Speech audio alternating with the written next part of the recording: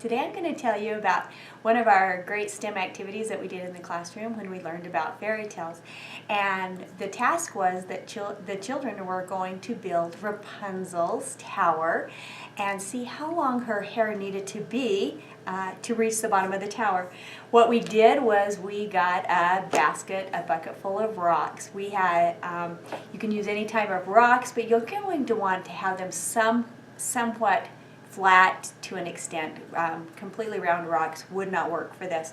And so we had access, we had some rocks that we broke apart. They were kind of flat rocks. And the children's job was that they were going to build a tower with these rocks, and then when they got to the top, they were going to have a picture. They had a picture of Rapunzel, which is, here's the Tangled picture, which they're very familiar with, and they're going to measure how tall, how long her hair is going to be.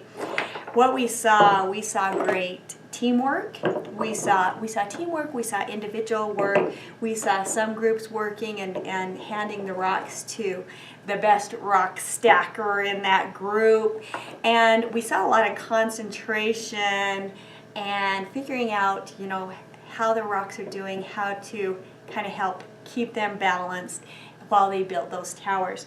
When they got the towers as high as they thought they could probably get them without falling over, they got a picture of Rapunzel and they put her on top, and then they would get the yarn and they would hold it on the top and they would measure clear down to the bottom, cut it, and then we had tape available so we could tape that right onto her braid so that they could take it off and they could know exactly how long Rapunzel's hair needed to be to get to the bottom of her tower.